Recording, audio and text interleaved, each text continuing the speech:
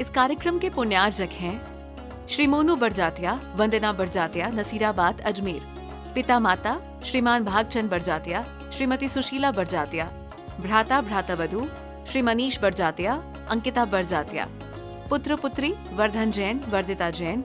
बहन बहनोई परिवार श्री मोहित डोसी, मीनू डोसी, प्रणब जैन, युवांश जैन। किशनगढ़, रेनवाल, जयपुर। ससुराल पक्ष कोटड़ी, जिला भीलवाड़ा, राजस्थान। जीवम जीवम दवम जिंगर वसेन जेनणी दिठम देविंदविंदवंदम वंदे तम सर्वदा शिरसा। नमो हरिहंताणं नमो सीताणं नमो आयरीयाणं नमो वज्रायाणं नमो लोये सर्वसावुणं। जय बोलिए अंतिम तीर्थंकर विनायक श्री महावीर भगवान की। परम पूज्य अभिक्षण ज्ञानोपयोगी आचार्य गुरुदेव श्री वसुवंती जी महामुनि राज की जय। अहिंसा में विश्व धर्म की जय। सभी उपस्थित धर्म प्रेमी पुण्यात्मा श्रद्धालु एवं महानुभाव, हम अपने जीवन में आत्म कल्याण करना चाहते हैं और आत्म कल्याण करने के लिए हमें एक नहीं अनेक सूत्रों की आवश्यकता पड़ती है। व्यक्ति संसार में रहकर के अपने जीवन में धर्म और कर्म के माध्यम से आसमान की ऊंचाइयों को छूना चाहता है। हर व्यक्ति का एक ही सपना होता है कि मैं बड़ा बनूं। पहले रहने के लिए मकान चाहिए, रोटी कपड़ा और मकान। पहनने के लिए कपड़े, खाने के लिए भोजन, रोटी और रहने के लिए मकान। और बस यही एक लक्ष्य लेकर के व्यक्ति फिर अपने जीवन की शुरुआत कर देता है। पैसा कमाना और कमाना। पैसे के बिना ना रोटी मिलेगी, ना ही कपड़ा मिलेगा, ना ही मकान मिलेगा। और हर व्यक्ति का एक ही सपना रहता है कि मैं अपने जीवन में बहुत बड़ा बनूं, पैसा कमा लूँ, पैसा कमा करके बहुत बड़ा बनना चाहता हूँ। और वो एक समय पर आकर के 1000 से 2000 रुपये जो कमा रहा है वो लखपति भी बनता है, करोड़पति बनता है। और अगर पूरा जुनून सवार हो जाए लगन के साथ, वह व्यक्ति करोड़पति से अरबपति बन सकता है, विश्व का सबसे अमीर आदमी बन सकता है। पैसा कमा लिया है, मकान बना लिया है, गाड़ियाँ रख ली है, नौकर चाकर बर्तन भांडे सब कुछ उसके पास है। और ये नहीं कुछ अच्छे से अच्छा है, सब कुछ है अच्छे से अच्छा है। लेकिन एक स्टेज पर आकर के, एक स्थान पर आकर के व्यक्ति सोचता है कि अब मैं पैसे का उपयोग कैसे करूँ, धन का सदुपयोग कैसे करूँ। ये भी समझ में आना बड़ा मुश्किल है। पैसा तो सबके पास है, लेकिन पैसे का इस्तेमाल करना हर व्यक्ति नहीं चाहता। धन कमाना तो आसान है, लेकिन धन का सदुपयोग कैसे करें ये बड़ा मुश्किल है। मान लो हमारी जिज्ञासा का समाधान आचार्य कुलवंत स्वामी जी ने सार समुच्चय नाम की ग्रंथ में लिख दिया। और आचार्य सार समुच्चय ग्रंथ में लिख रहे हैं, बुद्धि फलम तत्व विचारणम च देहस्य सारम बुद्धारणम च अर्थस्य सारम कृपा दानम वाचा फलम पिति करनदानम। मानव बुद्धि का फल क्या है? हमारे जीवन में हमारे पास 4 चीजें, बुद्धि, देह, धन और सबसे बड़ी चीज वचन। लेकिन बुद्धि का इस्तेमाल कैसे करें? आप लोग सोचते हो मात्र पैसा ही धन है, नहीं, बुद्धि भी धन है। हमारी जो सामग्री जो हमें मिली, सबसे बड़ी चीज शरीर, इसका उपयोग कैसे करें? और दूसरा जो धन दौलत सांसारिक चीज है, और इस शरीर से जो वचन निकलते हैं उसका इस्तेमाल कैसे करें? तो आचार्य कुलवंत स्वामी जी लिख रहे हैं, बुद्धि फलम तत्व विचार। बुद्धि का फल जो है वह तत्वों का चिंतन करना। देह से सारम बुद्धारणम, देह का सार क्या है? व्रतों को धारण करना। और उसके बाद जो दिया है धन का सार क्या है? सत्पात्रों को दान देना। और उसके बाद वचनों का फल क्या है? वचनों का फल प्रीति नारायण, प्रीति उत्पन्न करना। अब देखें, टटोले हम अपने आप को कि जो हमारे पास बुद्धि हमने प्राप्त करी है, हमारे माता पिता ने हमें खिलाया पिलाया, पढ़ाया लिखाया और हमारे पैरों पे हमें उन्होंने खड़ा कर दिया है। लेकिन क्या सही मायने में हम अपनी बुद्धि का सदुपयोग कर रहे हैं? विचार करें। चंदन बाला जिसको सेठानी ने कुरूप ने बना दिया है, आगे से सर के बाल आगे से कटवाए थे, पीछे से कटवाते तो कोई बात नहीं, साड़ियों की पल्लियों में ढक जाता, लेकिन आगे से सर आधा सर मुंडवा दिया है, सफेद फटे हुए कपड़े पहना दिए हैं, बेड़ियों में झगड़ा करके जेल में डाल दिए हैं, कोठरी में, और 3 दिन तक भोजन पानी भी कुछ नहीं दिया है। और आज तीसरे दिन बाद जब सेठ जी आ गए तो वो कहते हैं चंदना कहाँ है? तो सेवक बताते हैं कि चंदना तो सेठानी ने उसके साथ बहुत बुरा किया, और जब उसकी सारी दुर्दशा सुन ली उन्होंने तो उबली हुई उड़द और उसका कुछ पानी लेकर के कहने लगे बेटी तू ये खा ले, मैं तेरे लिए कुछ उपाय करता हूँ जैसे करके इन भेड़ियों को तुड़वाने। और वो भावना के बाद ये कोई मुनिराज आ जाए तो मैं उनको हार दे करके उनकी पालना करा के फिर मैं पालना करूँ। और तभी महावीर मुनिराज 5 महीने 25 दिन बाद नगर में ढिंडोरा पिट गया कि महावीर मुनिराज आ रहे हैं, प्रधान के लिए खड़े। प्रधान करती है मुनि महाराज, प्रधान पड़क जाते हैं, आहार धीरे अतिशय प्रकट हुआ, कुरूपनी से पुनः शूकनी बन गई और भगवान से क्या मांग रही? विचारधारा देखो कैसे कह रहे कि हे भगवान, मेरे जीवन में जो ये हुआ सब कुछ मेरे कर्मों का फल था, मैंने जैसा किया वो सब मेरे कर्मों का उदय है, लेकिन अगर मुझे कुछ देना है आपकी भक्ति से और आप जो मैंने इतना बड़ा ये कार्य मेरे से हो गया है, अगर इसका फल कुछ मुझे मिलना चाहिए तो बस इतना ही है कि हे भगवान, जो सेठानी ने मेरे साथ किया, मैं जानती हूँ कर्म तो उसके भी बनेंगे, मैंने भी जो बुरा किया था उसके कर्म का फल मुझे मिल रहा है, और जो सेठानी ने किया उसके कर्मों का फल उसे मिलेगा। मेरे कर्म के उदय में महामुनिराज महावीर स्वामी मेरे सामने हैं, बस इतना ही भावना लाती हूँ कि जब इसके कर्म आए हृदय में तो इनके लिए भी कोई ना कोई मुनि महाराज उस नगर में। विचार करें, क्या ऐसा तत्व चिंतन, ऐसी विचारधारा, क्या ऐसा बुद्धि का सदुपयोग हम कर पा रहे हैं या नहीं कर पा रहे? सोचें, चिंतन करें। क्या किसी ने जरा सी कोई बात हमें कहने दी और हम तो भुगला गई? अगर हमें किसी ने डांट दिया है तो बस हम उसके बैरी बन गए हैं, हमने उससे बैर बांध लिया है, लेकिन ये तो उसका दुरुपयोग हो गया है, हमने बुद्धि का दुरुपयोग किया है, सदुपयोग किया है, उसको भी हमें देखना होगा। ये हमारा धन है, मात्र पैसा ही धन नहीं, कुछ लोगों ने पैसे को ही धन माना है, लेकिन बुद्धि भी हमारा धन है। जिन बच्चों के पास बुद्धि नहीं हो, मंद बुद्धि बालक, उन लोगों को उनका कोई उपयोग नहीं। अगर जिसके पास वो कोई व्यक्ति अनपढ़ है और उस पर अनुभव है तो उसका भी सदुपयोग है, लेकिन बुद्धि किसी के पास नहीं है तो व्यर्थ है। इस बात से ये साबित होता है कि बुद्धि भी एक धन है। और दूसरा, हमारे जीवन में जो हमें शरीर मिला है, जो हमने बड़ी मेहनत करके शरीर को स्वस्थ रखा है, हमने एक अनुशासित जीवन जी करके इसको संतुलित रखा है, क्या उस शरीर का हमने सदुपयोग किया? सोचें, विचार करें कि हम शरीर से, कुछ लोग तो सोते हैं तो सोते ही रहते हैं, बैठे हैं तो उठने में आधा घंटा लगा देंगे और उठ गए हैं तो बैठने का मन ही नहीं है। हम इस शरीर का सदुपयोग कर रहे हैं या नहीं कर रहे?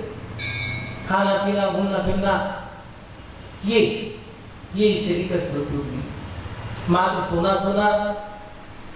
कुछ लोग चलो 12 बज गए हैं, चलो दोपहरी गुजारनी है, पेड़ के नीचे बैठ गए हैं, बत्ती खेलनी शुरू कर दी, ये शरीर का सदुपयोग नहीं है। देह से साधन, देह का सार क्या है, देह का सदुपयोग क्या है? तो आचार्य भगवत लिख रहे हैं, देह से साधन व्रत धारण। देह का सार है व्रत धारण करना। सोचो कि वीर जिसने कौवे का मांस का त्याग करे, मात्र कौवे के मांस का त्याग करे, कोई और मांस का त्याग नहीं करे, अभी और अन्य मांस वो खा सकते हैं। एक मांस का त्याग करा है तो उसको जब पता लगा कि मैं बेहतर बनूंगा और मैं देह बनूंगा बेहतर जाके, एक कौवे का मांस का त्याग करके, तो जानते हो इसने क्या कहा कि जब एक मांस का त्याग कर रहा हूँ तो देव बनूंगा मैं बेहतर जाति का, तो सारे मांस का त्याग कर दूं तो। और उसने तभी उसी समय उसी क्षण सभी मांस का त्याग करके जानते हो वही गुरुवा वीर महावीर स्वामी का जी बनकर के मोक्ष चला गया। और वही वीर खदीर सागर वीर राजा सैनिक बनकर के आने वाले वक्त से मोक्ष गया। ये दो वीर की एक सी कहानी है। लेकिन विचार करें कि हम इस शरीर से भोग विलासता ही कर रहे हैं या इस शरीर से हम त्याग भी कर रहे हैं। कुछ लोग तो ऐसे हैं मात्र खाना खाना और खाना, सुबह उठो तो बिस्तर पे चाहे, जरा सा कुछ किया नहीं तो अब नाश्ता, थोड़ी सी और मेहनत ऊपर से नीचे चल लिए तो खाना, 12 बज गए तो खाना, दोपहर को फिर फास्ट फूड, तो शाम को 3 बजे चाय, शाम को फिर खाना, रात को दूध नाश्ता, अब 2 बज गए तो फिर पानी। ये क्या जीवन है? क्या शरीर का हम यही सदुपयोग कर रहे हैं? ये जीवन नहीं है। ये तो जानवरों के भी तो नियम है। देख लो पक्षी शाम ढलते ढलते लौट करके आ जाते हैं और अपने वृक्ष पर खूब चहचहाते हैं, लेकिन रात होने के बाद सब पक्षी मौन है, अपने घोंसले में बैठे हैं, कोई उड़ के कहीं नहीं जा रहा। और हम रात भर चल भी रहे हैं, खा भी रहे हैं, चल भी रहे हैं और चल भी रहे हैं। अंतर क्या पड़ा जानवरों में और हमने? हम अपने जीवन में शरीर का सदुपयोग करें जैसे उस क्रूरवा वीर ने किया, उस चंडाल ने जो किया, क्या किया तो ऐसा किया कि देखो देवों ने आकर के उसकी पूजा करी। कभी सोचा कि चंडाल की भी पूजा हो सकती है? कभी सोचा आपने कि एक मेंढक भी देव बन सकता है? सोचो कीचड़ में रहने वाला जीव जिसको देख कर के गिरानी आती है, खाना खाते समय आप लोगों को अगर वो मेंढक दिख जाए तो आप कैसे बिहेव करोगे? भोजन छोड़ दोगे? इतना गंदा जानवर वो भी अपने जीवन में अपने शरीर से उन्हें सब चीजें त्याग करनी है, भगवान की भक्ति कर रहा है और वो व्यक्ति भी देव बन गया। हम क्यों नहीं बन पा रहे? क्योंकि कहीं ना कहीं हम शरीर का सदुपयोग नहीं कर पा रहे। हमें शरीर का भी सदुपयोग करना होगा। छोटे छोटे नियम, छोटे छोटे व्रत हमें धारण करने होंगे। लोग कहते हैं व्रत धारण क्यों करते हैं? व्रत इसलिए धारण करते हैं कि इस शरीर का हम सदुपयोग करें। और फिर सबसे बड़ी बात, हम अपने जीवन में जो धन हमने कमा लिया है तो उस धन का सदुपयोग कैसे करें? तो हम यहाँ आचार्य भगवत दिख रहे हैं अर्थस्य सारं कृपालुना। तो हमारे पास धन संपत्ति इकट्ठी हो गई है, उसका क्या करें? उसको हमने इकट्ठा तो कर लिया है, लेकिन क्या सही मायने में हम उसको खर्च भी कर रहे हैं? और खर्च करें तो कहाँ करें उसको? ये भी तो हमें पता लगे कि हम अपने धन का सदुपयोग कैसे करें। जिसने जैसी सलाह दी हमने वैसे वैसे मान ली, लेकिन ये तो सही नहीं है। एक सेठ जी और एक भिखारी। सेठ जी इस नगर के सबसे बड़े सेठ हैं और ये भिखारी 2 दिन से भूखा है, तो सोचता है तो कुछ दे या ना दे, सेठ जी के यहाँ जाके कुछ ना कुछ तो जरूर मिलेगा। बड़ा सा मकान, बड़ी हवेली है और सेठ जी के पास तांता लगा रहता है मांगने वालों का, तो सेठ जी तो कुछ दे ही देंगे। भिखारी 2 दिन से भूखा था, सर्दी का समय है, भीख मांग रहा है और कह रहा है सेठ जी भगवान के नाम पे कुछ दे दो, मैंने 2 दिन से कुछ नहीं खाया। देखो कितनी ईमानदारी है कि भिखारी होकर के भी ईमानदारी से बोल रहा है। 2 दिन से नहीं खाया तो 2 दिन कहीं बोल, और वो पूरी ईमानदारी से बोल भी रहा है और पूरे विश्वास के साथ मांग भी रहा है कि मुझे कुछ ना कुछ मिलेगा।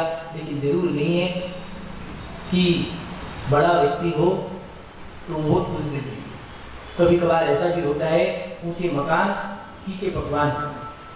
भिखारी ने भीख मांगी, युवा है, मात्र उम्र उसकी 18-20 साल की है।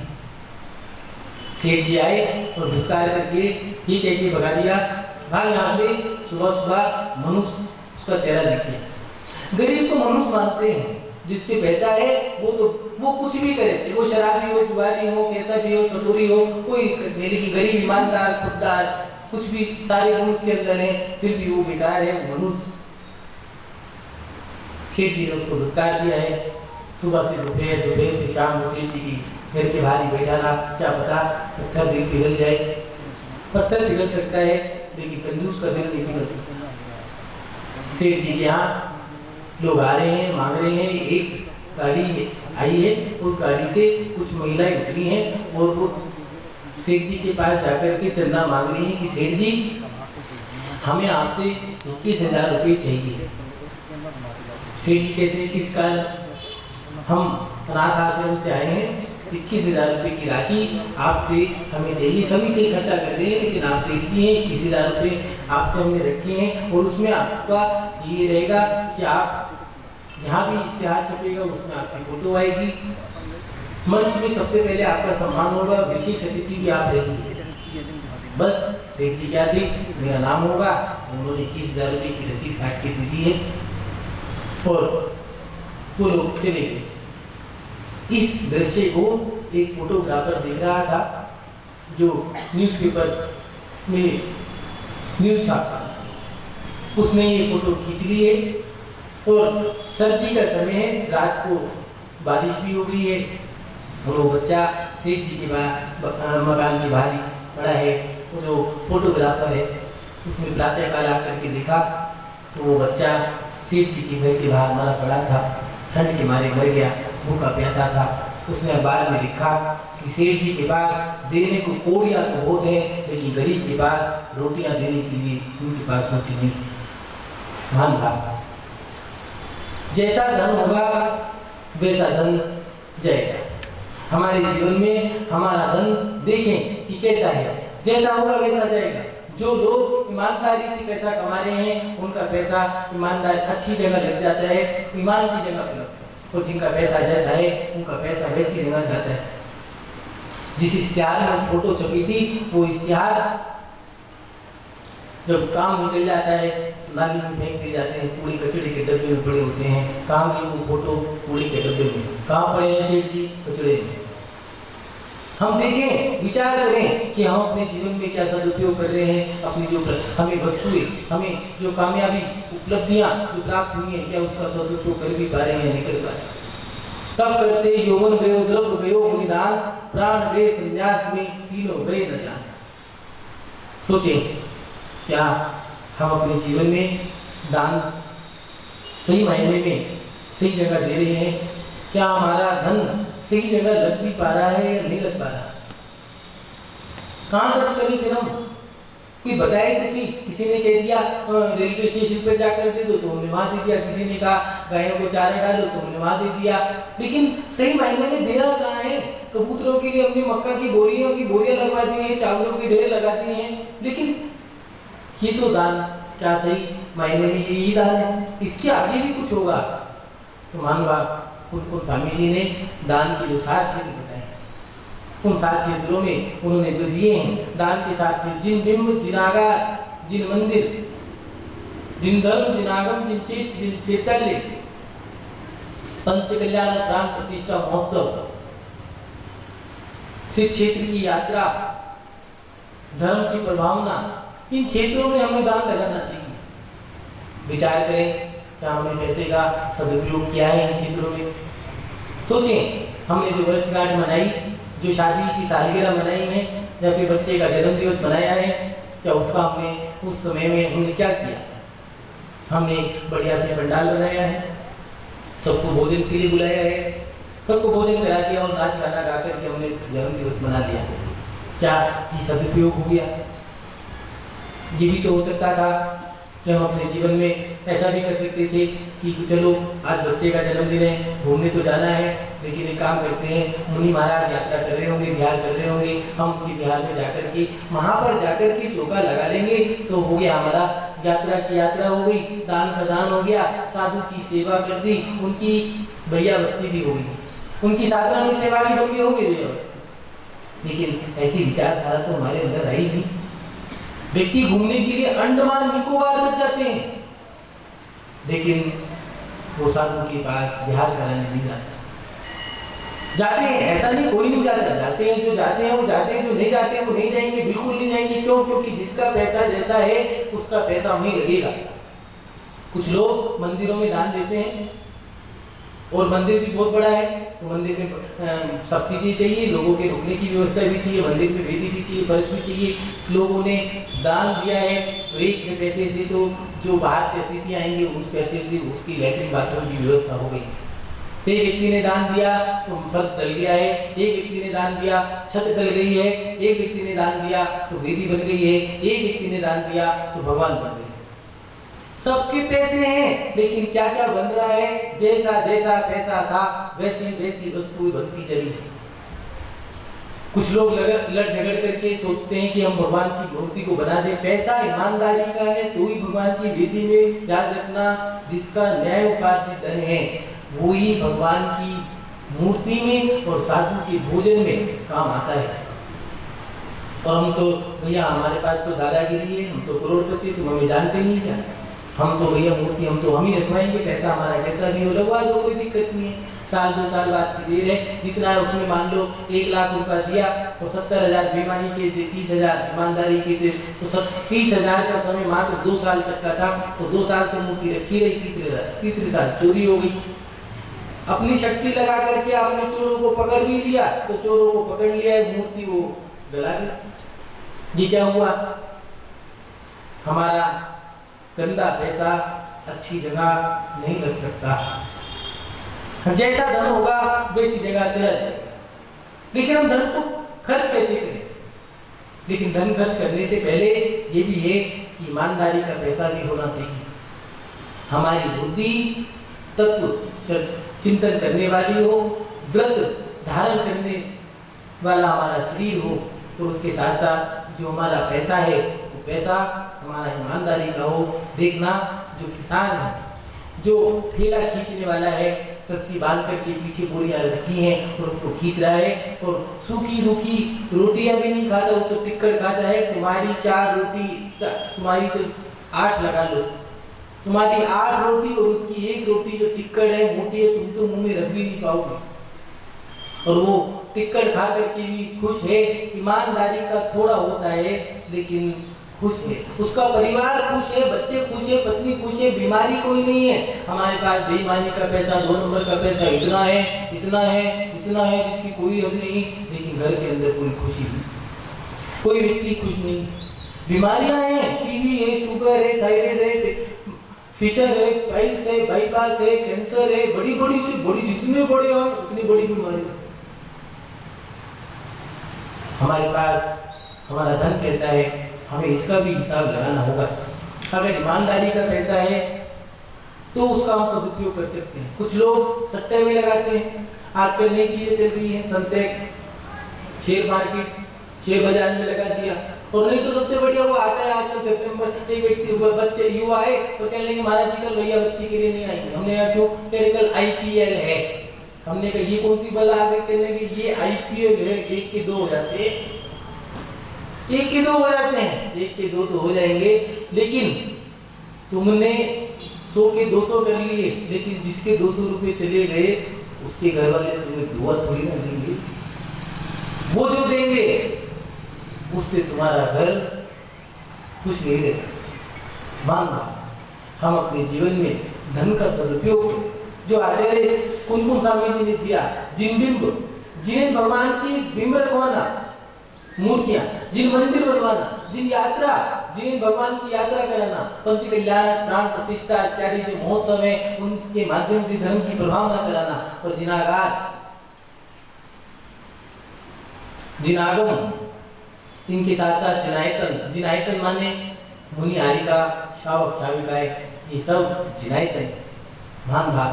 पहले के जो सेठ लोग हुआ करते थे अपने पैसे का कैसे सदुपयोग किया करते थे।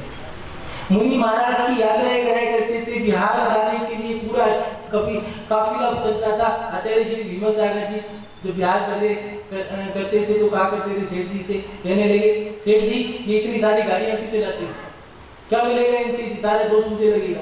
कहने लगे महाराज जी ये व्यवस्था मेरी है, आप अपनी साधना करो, हम श्रावक हैं, ये काम हमारा है, हम आपका बिहार करा रहे हैं, मैं कितनी भी गाड़ी लेके चलूं आपको क्या मतलब, आप साधना करो। 10-10, 15-15 गाड़ियां साथ चलती। वो सेठ जी खुश होते थे कि मेरा पैसा जो खर्च हो रहा है वो ईमानदार, मेरा पैसा ईमानदारी से अच्छी जगह खर्च हो रहा है। लेकिन क्या सही मायने में हम अपने पैसे को सही जगह खर्च कर पा रहे हैं? नहीं कर पा। हमने कुत्ते को रोटी डाल दी है, गाय को चारा डाल दिया है, रेलवे स्टेशन पे जाकर के गरीबों को दान दे दिया है। क्या हमने जो अपना पैसा है उसके लिए सोचा कि कभी अच्छी जगह पे लगाएं, जब गुरुओं की बिहार में लगा दें।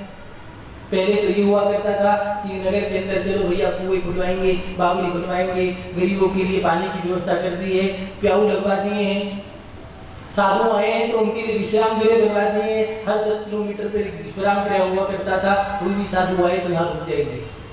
लेकिन आज हमारा पैसा घूमने फिरने, मौज मस्ती, बड़ी से बड़ी शादी करके, यही हमारे सूत्र नहीं है। इनके आगे भी दान की क्रिया है, मात्र मंदिर नहीं है, मंदिर से भी ऊपर उठना पड़ेगा हमें। साधु की व्यवस्था भी है, साधु के आहार की व्यवस्था है, साधु के विहार की व्यवस्था है, उनके पढ़ने की व्यवस्था है, उनके लिखने की व्यवस्था है, उनके प्रचार प्रसार की व्यवस्था है, जन जन तक जिनवाणी का प्रचार कराने की व्यवस्था है। यहाँ तक कि जो त्यागी हैं, व्रती हैं, उन त्यागी व्यक्तियों के लिए उनको मोतियाबिंद हो गया, उनको ऑपरेशन भी कराना है, उनको पढ़ाना है, उनके वस्त्रों का खर्चा है, जो सेवक है उनका भी दान है, जो मुनि महाराज है उनकी साधना में सहभागी बनने के लिए पीछी चाहिए, कमंडल चाहिए, जो त्यागी व्यक्ति हैं। हम मात्र मंदिर तक ही जुड़ करके रह गए हैं, या फिर गरीबों के लिए जुड़ के रह गए हैं। इससे ऊपर भी हमारा दान दिया है, इससे ऊपर भी हमें अपने पैसे का सदुपयोग करना है। मान बात हम भटक गए हैं।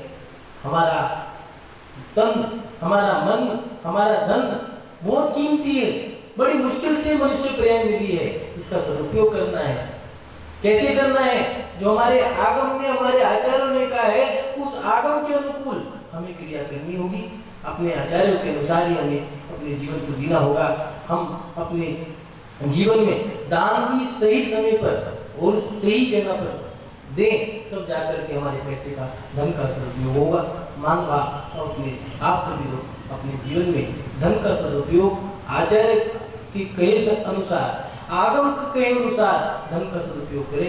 इन्हीं सब श्रृंखला के साथ कि आप लोगों का शुभ हो, आप लोगों का कल्याण हो। जय बोलिए परम पूज्य आचार्य भगवान गुरुदेव श्री वसुनंदी जी मुनि महाराज की, अहिंसा में विश्व धर्म की। इस कार्यक्रम के पुण्यार्जक थे श्री मोनू बड़जात्या, वंदना बड़जात्या, नसीराबाद, अजमेर। पिता माता श्रीमान भागचंद बड़जात्या, श्रीमती सुशीला बड़जात्या। भ्राता भ्रातावधू श्री मनीष बड़जात्या, अंकिता बड़जात्या। पुत्र पुत्री वर्धन जैन, वर्दिता जैन। बहन बहनोई परिवार श्री मोहित डोसी, मीनू डोसी, प्रणव जैन, युवांश जैन। किशनगढ़, रेनवाल, जयपुर। ससुराल पक्ष कोटड़ी, जिला भीलवाड़ा, राजस्थान।